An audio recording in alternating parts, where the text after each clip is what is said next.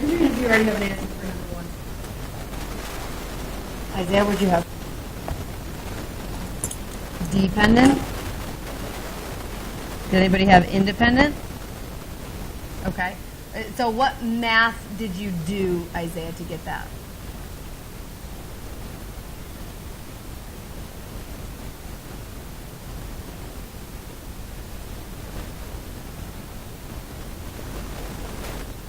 Anybody?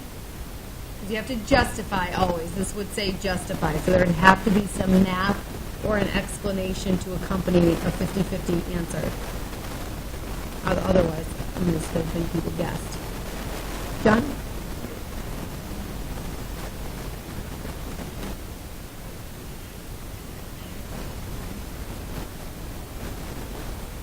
Yeah, but like think about like the blonde hair, blue eyes thing.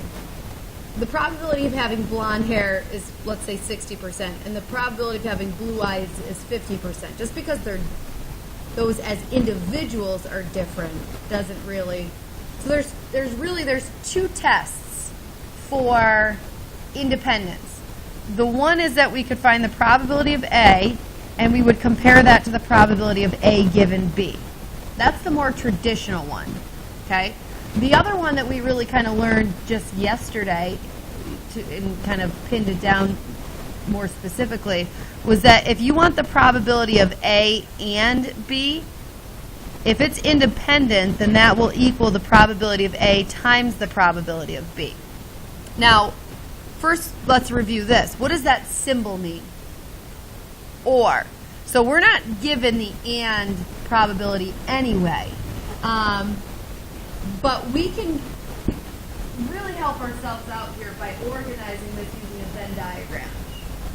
So you've got an A circle, a B circle, and I think once I do this, definitely this method will be useful. I'm not sure if we'll still be able to do that one. But if this is circle A and this is circle B, what do I know about the two numbers that are going to go in circle A? They have to add up to point, in circle A, they have to add up to 0.6. So there's the portion of circle A that's just circle A, and then there's the portion of circle A that overlaps with B. Together, they have to add up to 0.6. So 0.6 probably isn't even going to appear on my paper. So just for the moment, I'll do x plus y has to equal 0.6. And the probability of B, and again, that's comprised of, I just threw that z in there, y and z has to add up to 0.5. Now the probability of A or B, that's x, y, and z, right? X's number, y's number, and z's number, all added together would give us that or probability. So x plus y plus z has to add up to 0.8. And with these three, we already know that x plus y is 0.6. So if I go down here, this is 0.6. Again, I don't know how it's split, but if this is 0.6, what's z? 0.2. So then we can kind of go back and fill in. If z is 0.2, go back here, what's y? 0.3. And if, let's see, if x plus y is supposed to add up to 0.6 and y was 0.3, what's x? Also 0.3. And does that add up to 0.01? Do we have anything on the outside? 0.3 plus 0.3 is 0.6, plus 0.2 is 0.8, so all probabilities need to add up to 1, or 100%, so we have a 0.2 on the outside. So organizing it this way, now, what is the probability of A? Cameron? No. Look in your A circle. How many are in the A circle? 0.6. And then look at the probability of A under B, given that B has to happen. So out of all your B's, which is 0.5, out of 0.5, how many are in A now? 0.3. and 0.3 over 0.5 is 0.6. So did the probability of A change when we threw that little monkey wrench of B into the mix? No. The probability of A stayed the same. B had no effect on it. So therefore, these are independent. That's the more traditional test. That version of testing for independence is more conducive to all of the problems I've seen on independence. This method will probably work here, maybe, let's see, but it's not as conducive, but we should check it just to see. So what is the probability of A and B? Just look at your picture. What percentage fall in A and B? 0.3. That's the overlap. What is the probability of A on its own? 0.6 times, what's the probability of B on its own? 0.5. Is 0.3 equal to 0.6 times 0.5? It is equal. And obviously we already knew it was independent, so 0.3 equals 0.3. And so when those are equal, you know that there is independence. It's kind of taking that rule and going backwards with it. Normally I think about this rule as if someone tells me it's independent, good, I have the green light to be able to do multiplication. But it can be used backwards. Like I said, a lot of the problems aren't as conducive to using that test. This is the more traditional test. Okay? Again, with these types of questions and with your justification, I said it, maybe I didn't say it in this class yesterday. I don't think it did come up. When you're justifying your work, don't have like numbers floating around without telling me what it is that you're calculating. Okay? If you tell me to justify and you have stuff like this written on your paper, I don't know, what other numbers did I have? 0.5. If you just have numbers floating around and then you have independent, we have no way of knowing if you just wrote random numbers down or if you were actually calculating the right thing. We can't get into your head and see what those numbers mean and what you therefore are assessing. So when you have the words justify or explain, you need to make sure it's whatever you're calculating is said very clearly. So show what probability equals the 0.6. Show what probability equals the 0.5. So then we can kind of really figure out if did you guess the independent or did you actually know what you were doing? Because if you have numbers floating around and the right answer, unfortunately, you still are not getting any credit, even if you did know what you were doing, right? We can't just give people the benefit of the doubt and say, oh, it looks like they knew what they were doing. Like, you need to be very clear about it, so keep that in mind. Okay, on number 2 are the events that a student is male and a student prefers a reality series independent. So let's first kind of, before we calculate anything, what probabilities do we have to calculate and compare? Go ahead, Isaiah.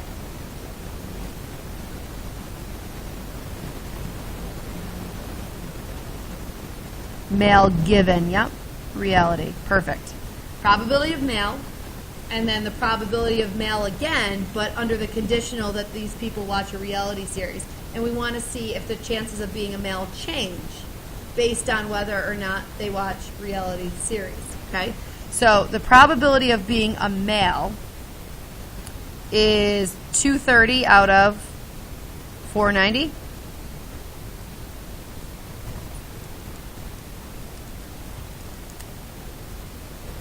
.469. And the probability of being a male given a reality series. Take 20 seconds to try to come up with that fraction on your own.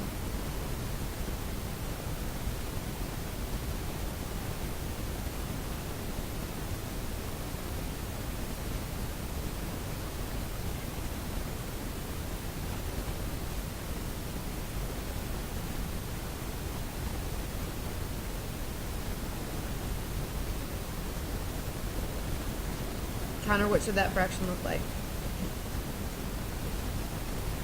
70 out of 230. Does anybody have something different? Okay, a couple people. So let's back up. If this, Connor, if you are given that you have to be a reality series fan, which column or row should you only be looking at? Right, you should only, if it's given a reality series, you should only be looking in the reality series column. So out of those 180 people, you were looking at, you almost did like reality series given male, right? Is that where the 230 came from here? Okay, so 70 out of 180 should be 0.389 when I round it. So did the chances of being a male change? Yes. Once you knew that the people were reality series fans, they were a little bit less likely to be a male.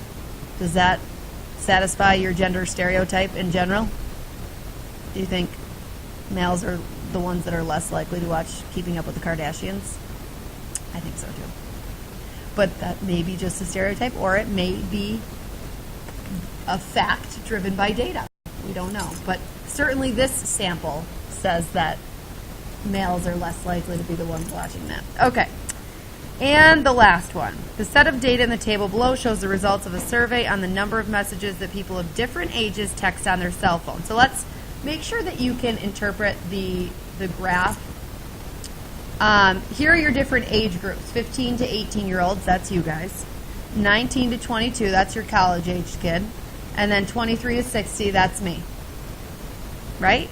You're adults. You're very mature adults. Right, Isaiah? He laughed out loud when I said that. Okay.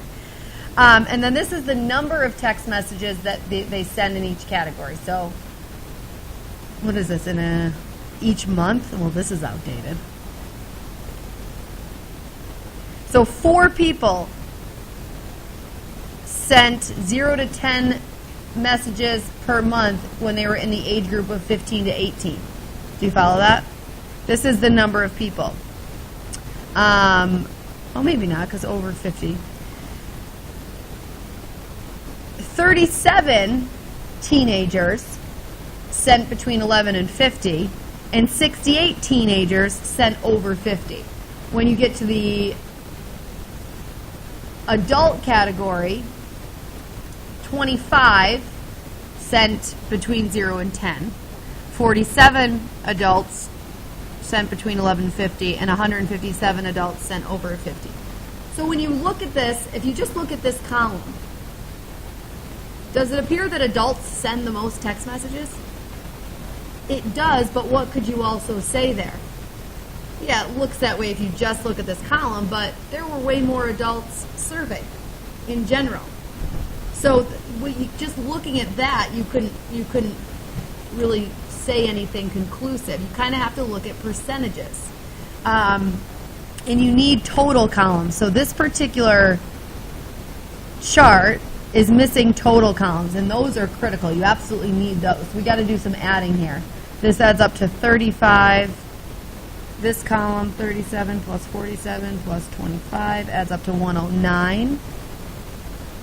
And this column, 68 plus 87 plus 157, adds up to 312. So my total should be all of those added together. 35 plus 109 plus 312. 456. And then you want to total across as well, and just double check to make sure you didn't make a mistake. So 4 plus 37 plus 68 gives us 109 in the teenage age group. This gives us 118 in the college age group. And this gives us 229 in the adult group. And double check that those three add up to 456, which they do. Okay? So obviously way more adults were surveyed in general. So that could be the reason why that's higher. And then this is just a multiple choice. If a person from this survey is selected at random, what is the probability that the person texts over 50 messages per month given? So probability that they text over 50, there's our given sign, that the person is between 23 and 60. So which column or row should we only exclusively be looking at, Maggie? No. That seems to be a point of confusion. This is it. It's given this conditional. So we have to, given that we have to be in this category, which means we're only looking at this row. So what's our denominator? So out of those 229, good. Of those 229, how many are in the over 50? 157. Does that clear that up for you? Okay. And so where's our answer? 1. Okay. Before we flip to the back, I want to go back to this activity we did in class. I can't remember if we went over the first one or if I just marked them right or wrong based on correctness. That's what you got bonus points for. But let's revisit this because it's been a while. It's a good review. So this tells us that a suburban high school has 1376 students. The number of students who participate in sports is 649, and in music is 433. So this is a Venn diagram: sports, music, and then neither would go on the outside and both would go in the middle. 649 is probably not going to show up in my Venn diagram, right? Because X and Y have to add up to 649. Y and Z have to add up to the total number of kids in music, which is 433.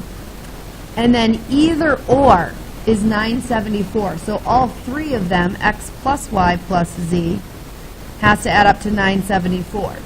So a little bit of math with your calculator here. If X plus Y is 649, then that is 649. So 649 plus what gives us 974. So 974 minus 649 tells us that Z is 325.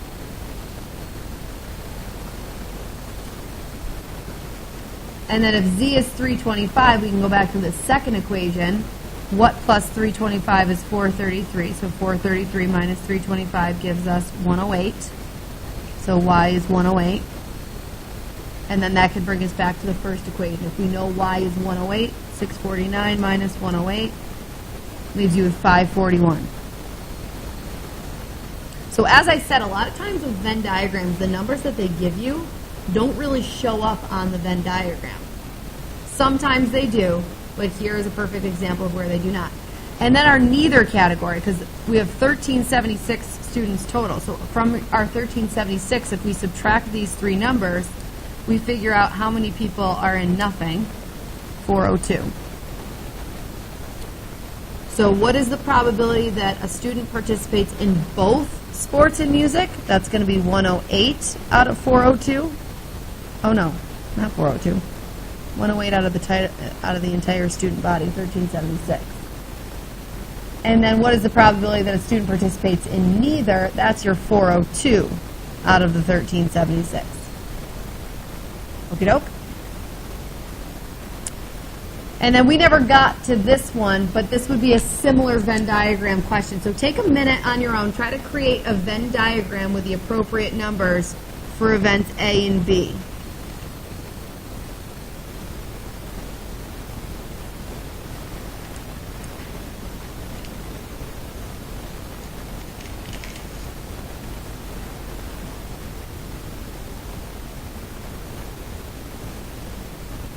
Did everyone get one of these back?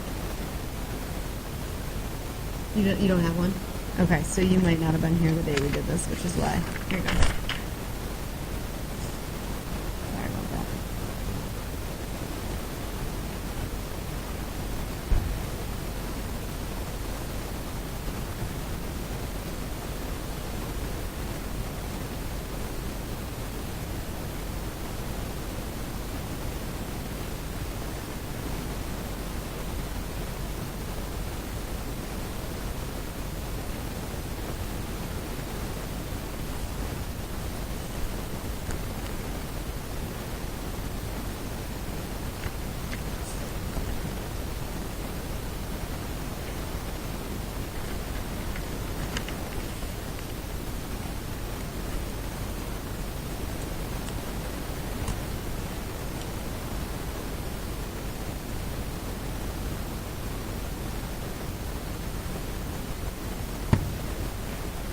Okay, Kirsten, what do you have right in the just A portion?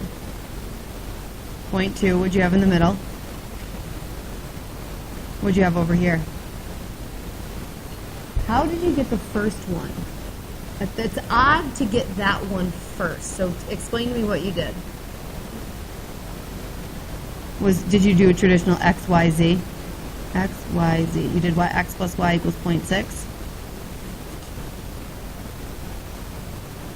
Okay. Okay.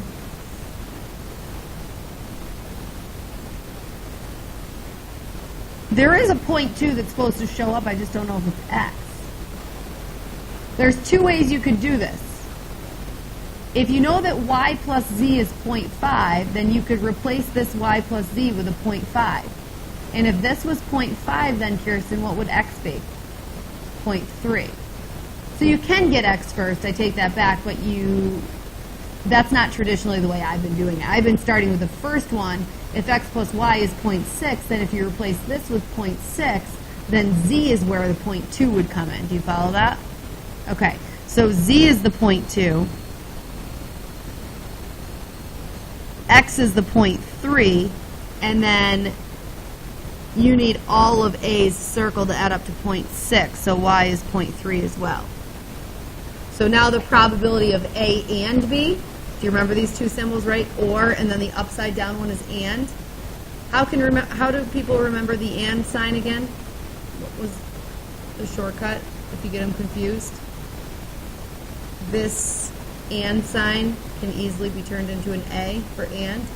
Okay, so if you ever get confused, right side up, upside down, their A sign, or the and one, can be turned into an A more easily.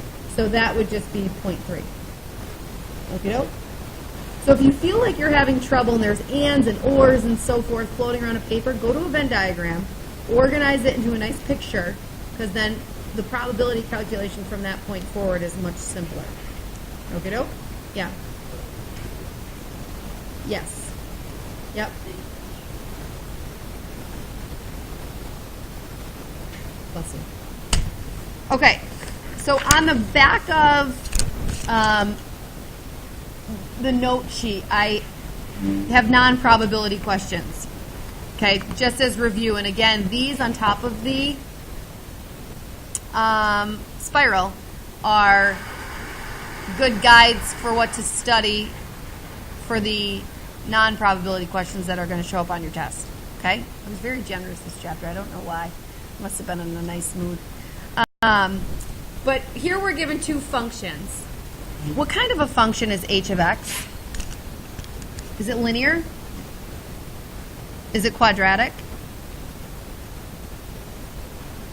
Linear. That has an mx plus b form, you think?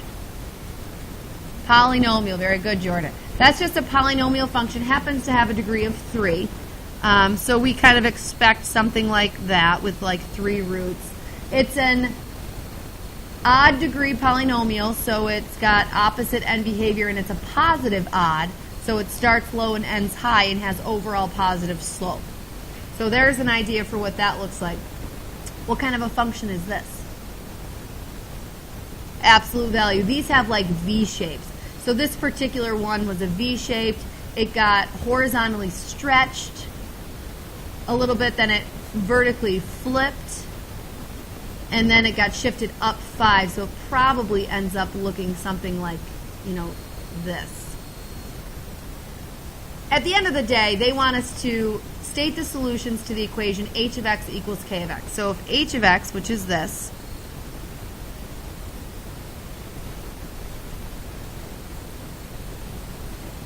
has to equal k of x, which is our second one, we're being asked to solve this equation. Now, by hand is completely out of the question. We've never solved anything that's cubic, got a cubic thing in there, and also an absolute value in there. So this cannot be done by hand. It can only be done on a graphing calculator. So given that this is the equation we're solving, what variable are we solving for? X. So when we use a graphing calculator to solve this, we're going to type in this as equation 1, and it'll get the graph of that. And this is equation 2, and we'll get the graph of that, and we'll see where they cross. Yes? And it says solutions, plural. So we could have multiple solutions, so be on the lookout for that. So typing it in, third plus 8/9 x squared. Oh boy, put it all in the exponent.